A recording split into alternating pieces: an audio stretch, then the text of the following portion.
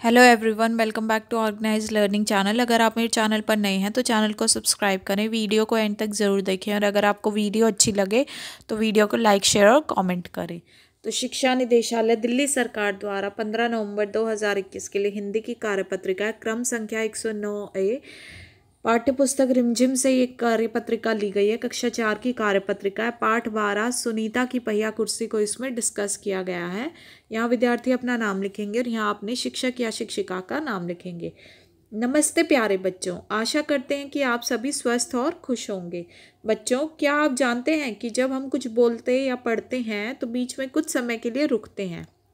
लिखते समय भी इस थोड़े से समय के ठहराव को दर्शाने के लिए विराम चिन्हों का प्रयोग किया जाता है। तो विराम का अर्थ होता है रुकना या ठहरना। अगर हम विराम का उचित प्रयोग न करें तो अर्थ का अनर्थ हो जाएगा। उदाहरण के लिए इन दोनों वाक्यों को पढ़िए। सुनीता, रोको मत जाने दो। और यहाँ लिखा हुआ है सुनीता, रोको मत जाने दो।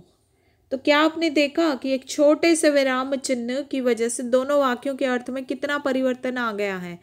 वाक्य रचना में विराम चिन्हों का बड़ा महत्व है। तो आइए बच्चों, आज हम जानते हैं कि हम वाक्य रचना में किस प्रकार विराम चिन्हों का प्रयोग करते हैं। जो चिन्ह बोलते या पढ़ते समय रुकने का संकेत देते हैं उन्हें विराम चिन्ह कहते हैं।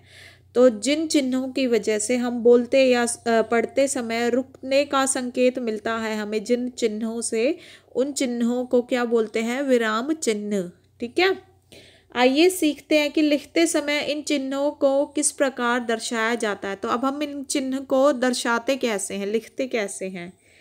तो देखो, सबसे पहला आता है हमारे पास पूर्ण विराम चिन्ह। इसको हम इस तरीके से, ये ऐसा जो सीधा डंडा होता है, इससे दर्शाते हैं।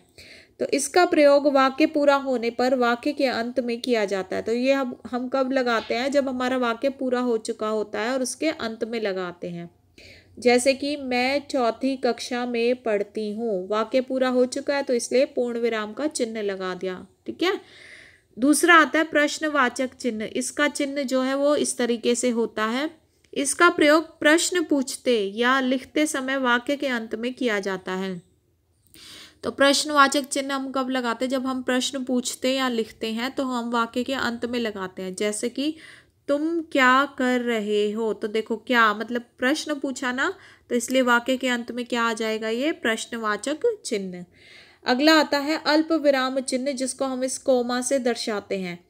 इसका प्रयोग वाक्य में थोड़ी देर के लिए रुकने के लिए किया जाता है। अगर हमें वाक्य में, पूरा वाक्य खत्म भी नहीं हुआ है हमारा, लेकिन हमें थोड़ी देर रुकना भी है वाक्य में, तो इसके लिए हम कॉमा का इस्तेमाल करते हैं।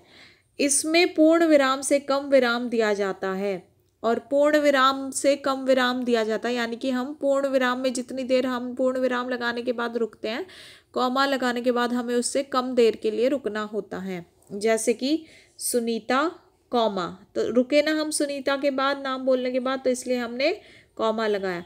रेनू और नेहा मेला देखने गए, यहाँ जाकर हमें पूरा रुकना है तो पूर्ण विराम लगाएंगे। ठीक है, तो ये होता है अल्प विराम चिन्ह। अगला आता है विस्मय आदि बोधक चिन्ह। इसका हम इस तरीके से दर्शाते हैं। इसका प्रयोग दुख, आश्चर्य, खुशी, घृणा आदि भावों को प्रकट करने के लिए किया जाता है।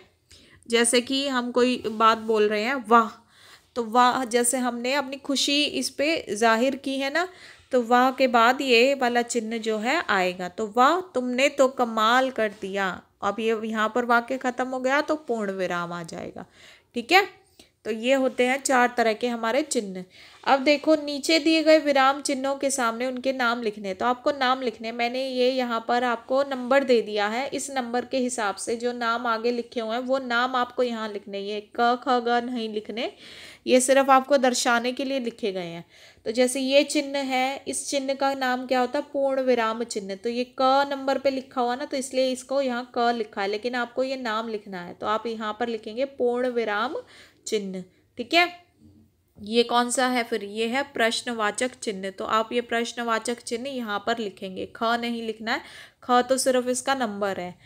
फिर ये है, ये कौन सा? विस्मय आदि बोधक चिन्ह। तो घ वाला है ये, तो घ की जगह पे ये विस्मय आदि बोधक चिन्ह यहाँ पर आप लिखेंगे। ठीक है, और ये कॉमा है, ये अल्प विराम चिन्ह होता है, इसको आप ग की जगह पे, क्योंकि ये ग नंबर है ना, तो यहाँ पे अल्प विराम चिन्ह को आप यहाँ लिखेंगे। तो आपको ये सारे नाम लिखने हैं, ठीक है। आगे देखते हैं, नीचे लिखे वाक्यों में उपयुक्त विराम चिन्ह लगाकर इन्हें अपनी कॉपी में लिखिए। तो ये आपको कॉपी में लिखने हैं, ये विराम चिन्ह मैंने लगा दिए हैं, तो आप इन विराम चिन्हों को लगाकर क्या करेंगे, अपनी कॉपी में लिखेंगे। सुनीता थोड़ी देर रुककर उन्हें रस्सी कूदते, तो यहाँ पर हम थोड़ी देर के लिए रुक रहे हैं तो इसलिए हमने कॉमा लगाया, गेंद खेलते देखती रही, और इसके बाद आ जाएगा हमारा वाक्य पूरा हो गया तो पूर्ण विराम।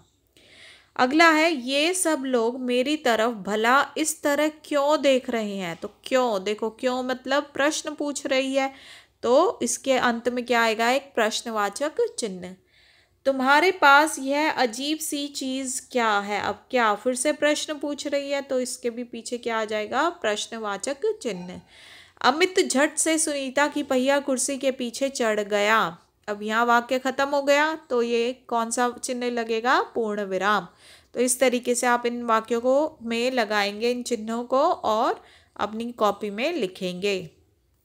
अब आगे देखिए, आओ बातचीत करें। प्यारे बच्चों, साथ दिए गए चित्र को ध्यान से देखिए। आपको क्या लगता है कि चित्र में दिख रहे बच्चे और आदमी क्या बातें कर रहे होंगे। अनुमान लगाकर उनके संवाद यानी कि बातचीत को ऊंची आवाज़ में बोलिए और अपनी कॉपी में लिखिए। मान लीजिए ये इनके पापा है, ये दोनों बच्चों के, तो ये इनके लिए खिलौने लेकर आए हैं। तो ये इनसे पूछ रहे हैं, आशा है तुम्हें अपने खिलौने, अब खिलौने की स्पेलिंग ठीक कर लेना, खिलौने इस तरीके से लिखेंगे, ठीक है। तुम्हें अपने खिलौने पसंद आए हैं, तो इस पर ये दोनों जैसे बहन भाई आपस में भी बात कर रहे हैं, देखो मेरा खिलौना, तो खिलौना की स्पेलिंग आप फिर से ठीक कर लेंगे, ये टाइपिंग मिस्टेक हो जाती है कई बार। तो खिलौना इस तरीके से, कितना की भी ठीक करेंगे, कितना इस तरीके से लिखा जाता है, कितना अच्छा है। फिर ये जो इसकी सिस्टर है ये भी बोल रही है, भैया मेरा खिलौना, तो खिलौना की आप यहाँ से ठीक कर लेंगे, स्पेलिंग भी बहुत अच्छा है, ठीक है। तो इस तरीके से ये संवाद आप ज़ोर ज़ोर से बोलेंगे और इसको अपनी कॉपी में लिखेंगे। और साथ में अभिभावकों के लिए सुझाव रहेगा कि विराम का अर्थ होता है मतलब रुकना। तो कोरोना महामारी के कारण पिछले कुछ समय पहले जीवन में कुछ अल्प विराम सा आ गया था, तो बच्चों के साथ विचार विमर्श करें कि उस विराम के बाद बच्चों को स्कूल आकर कैसा लग रहा है। तो आप बच्चों से पूछ सकते हैं, उनसे विचार विमर्श करेंगे कि ये जो विराम लग गया था, उनके कुछ अल्प विराम आ गया था जीवन में, तो उसके बाद उनको स्कूल आकर कैसा लग रहा है।